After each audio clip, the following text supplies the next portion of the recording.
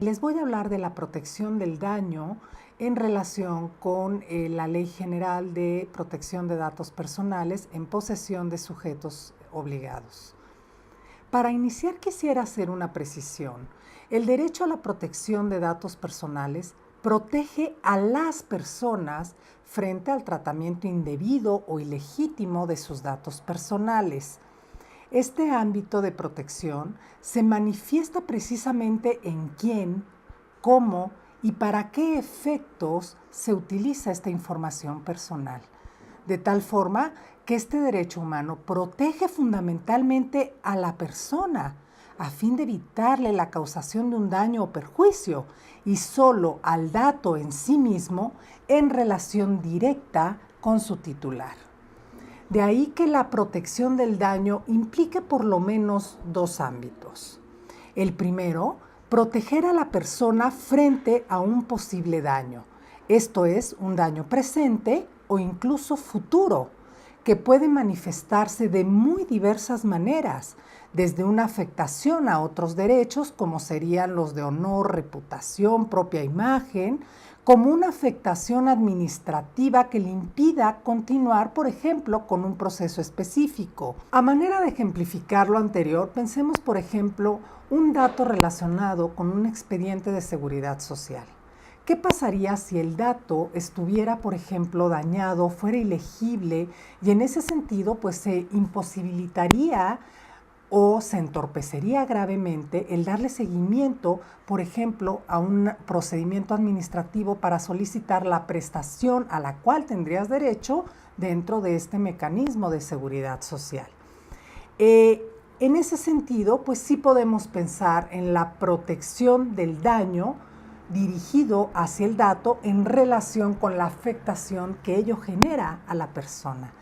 Cabe advertir que la Ley General de Protección de Datos Personales en posesión de los sujetos obligados prevé importantes medidas preventivas e incluso sancionatorias, pero no introduce mecanismos resarcitorios del daño. No incluye un mecanismo específico para el resarcimiento del daño causado, para lo cual se tendrá que acudir a otras instancias. El resarcimiento implica mecanismos de reparación por el daño causado, compensación o indemnización, y para estos efectos se requeriría acudir fundamentalmente a instancias jurisdiccionales.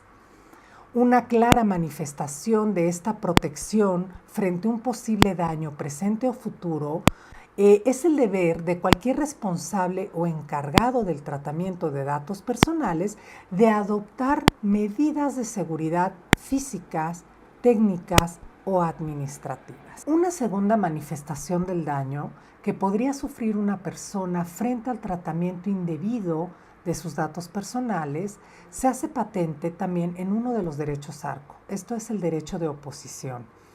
Para que éste surte efectos, es necesario que el titular de los datos manifieste en su solicitud de oposición el daño o perjuicio que el tratamiento podría originarle. En otras palabras, el titular debe justificar esta situación.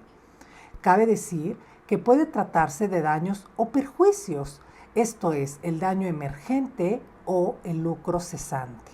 Conceptos diferentes entre sí, pero que en ambos casos implican una pérdida. Mientras que el daño se refiere a una pérdida o menoscabo sufrido en el patrimonio, o en su caso también de carácter extrapatrimonial, como es el caso del daño moral, el perjuicio implica lo que se ha dejado de percibir, esto es, la privación de una ganancia lícita. Muchas gracias por su atención.